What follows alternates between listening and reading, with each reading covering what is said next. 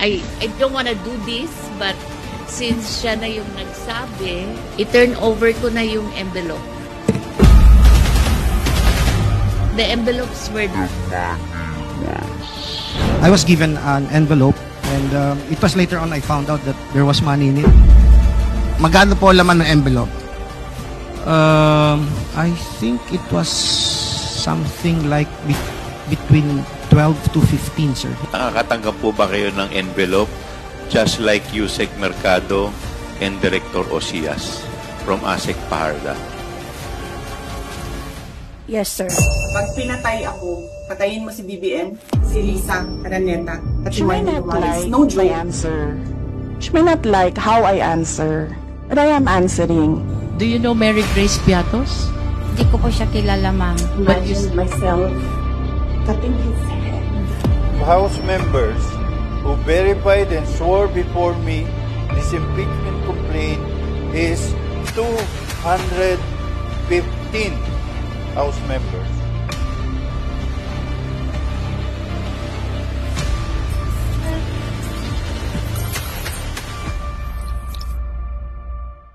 As far as I recall, ang dumaan sa akin ho ay laptops. Laptop? Yes, sir. Laptops for teaching, non-teaching, and yung DCP project ho. Ang nangyayari kasi dito, nagbibigay ng pera dun sa ilang mga matataas na opisyales sa DepEd para maging parte sila ng sindikato. Dahil nakakatanggap ka na ng suhol, ng sobre, tatahimik ka na doon sa mga anomalyang nangyayari. Those 9 envelopes you received is a form of pressure on your part or on the part of the same person that asked you to sign, Ms. Catalan. Am I right? Yes or no? No. Yes or no? Maybe, Your Honor. Pasok na naman yan sa usapin ng high crime kasi bribery and corruption. Siyempre, kapag official ka ng gobyerno, dapat nagko-commit ng bribery and corruption. And we're talking of the Vice President committing this crime.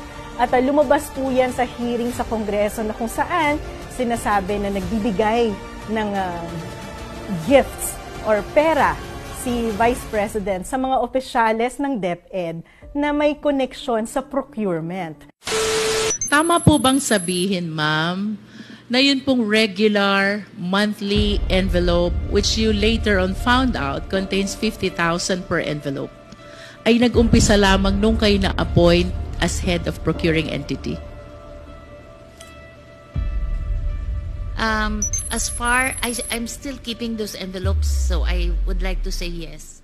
Kasama din sa articles of impeachment yung pinag-uusapan na pagre-rigged or pagmamanipula ng procurement process para sa computerization program ng DepEd. So, itong siguro ang papalakasin ng prosecution na ebidensya dyan ay yung paper trail.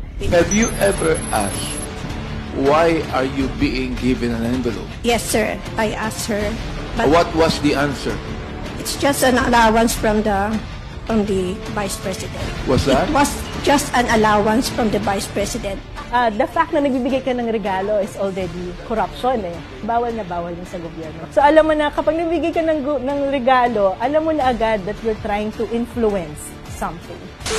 Paglabag yan ng malinaw sa Republic Act 3019, yung Anti-Graft and Corrupt Practices Act, na bawal magbigay ng anumang halaga o regalo sa ibang opisyal para mapuwersa mo, di ba? O matulak mo, di ba? Na gumawa ng anumang bagay. Yun yung punto. Kasi nga, kung public official ka, kailangan ang gabay mo doon sa trabahong ginagawa mo, batas eh. Naniniwala ako, hindi yan gagawin ng mga nasa ilalim niya na maglalabas, magpapaluwal ng ganyang karaming pera nang hindi niya inaaprubahan. The envelopes where the money was.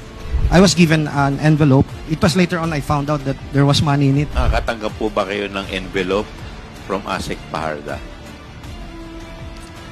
Yes, sir. May mga tao na umamin mismo at nagsabi na itong mga pera na to galing kay VP Sara. Nakakalungkot kasi ilang beses natin pinag-uusapan na kulang ang budget na nilalaan natin sa DepEd dahil napakaraming kulang na resources, kulang ang sweldo ng teachers, kulang ang mga kagamitan, kulang ang classroom, kulang ang computers, kulang ang libro.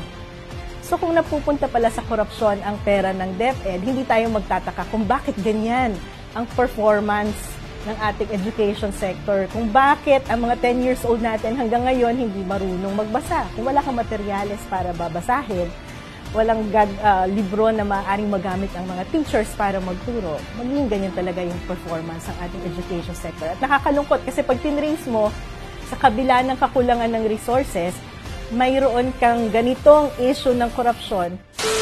Do you swear to tell the truth, the whole truth, and nothing but the truth in this inquiry, so help you God?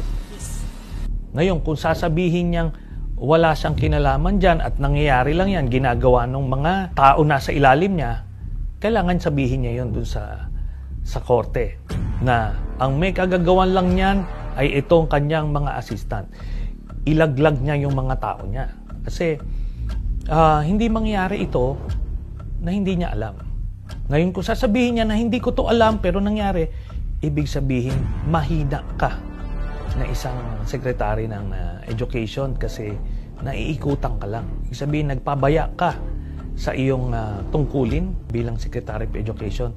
Ngayon, unfit ka pa rin to hold public office. Raise your right hand and repeat after me. I, please state your name. Ilabas yung katotohanan. Kasi, sana ma-realize ang ating mga senador na itong responsibilidad na nakaatang sa kanila. Tinatang yan ng ating konstitusyon. Nakaupo sila dyan sa Senado, hindi dahil pakaramdam nila, privilege nila yan. Of course, that's a privilege. Pero dapat tunuwain nila, nilagay namin kayo dyan, binigay namin kayo ng mandato para gawin ninyo yung trabaho ninyo. Hindi para isulong lang yung inyong interest na politikal. Kung wala ka naman tinatago, dapat hinaharap mo ito eh. Hinaharap mo ito, pinapakita mo na wala kang ginawang krimen. Para sa ganon, ay bumalik ang tiwala sa iyo ng sambayanan at pwede ka na ulit manilbihan. Pero habang pinipigil ito, habang hindi ito nangyari, merong mga magdududa kung totoo ba ang mga inaakusa. Actually, favor nga po dapat kay BP yun eh. Kasi lalong-lalo na, alam naman po natin, natatakbo siya sa 2028. Dapat po nililinis niya yung pangalan. Lahat po ng allegation sa kanya, dapat po linisin niya. Para ang tiwala ng taong bayan, makuha niya. Pero kung ganyan naman po, nililihis nila, instead na sumagot sila, iba pong klaseng pagharap dun sa mga allegation ng ginagawa niya. Para malinis niya yung pangalan niya, dapat magpaliwanag siya. Depensahan niya yung sarili niya kung hindi man totoo yung inakusa sa kanya. Baka guilty siya kung ayaw niya humarap. Gusto ko naman na yung mga budget na naka-allocate para sa edukasyon ay mapunta syempre sa edukasyon ng ating mga anak. Kaya nalulungkot ako na nagkaroon ng kung na may mga ganong aligasyon sa bribery na yon. Pero syempre, siya ay nasa gobyerno, so our public officials must be accountable for everything. Dapat talaga niya explain para malinaw sa lahat kung saan niya dinadala yung mga pera. Para rin walang mga issue na nangyayari ngayon. Sa akin, kaduda-duda. Kasi anong tinatago mo? Si Sara Duterte ay lumabas na tumatanggap siya ng tseke mula sa isang drug lord.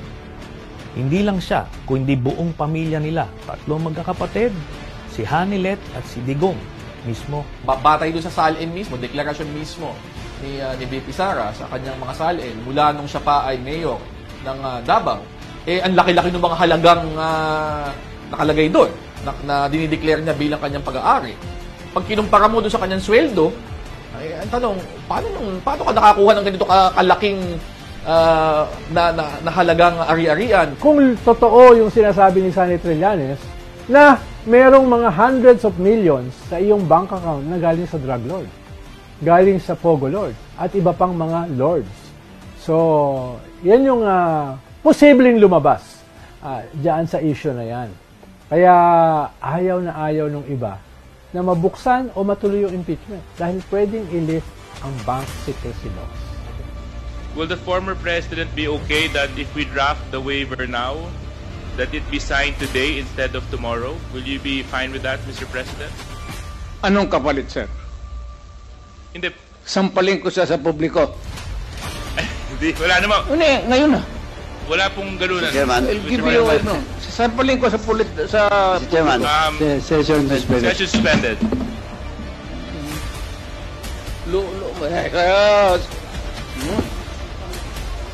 Kahit napakatatapang nila sa ibang bagay, pero pag sinabi mong, sige nga, pirma ka ng waiver, patunayan mo na mali ako, naduduwag, nababahag ang buntot nitong pamilya na ito.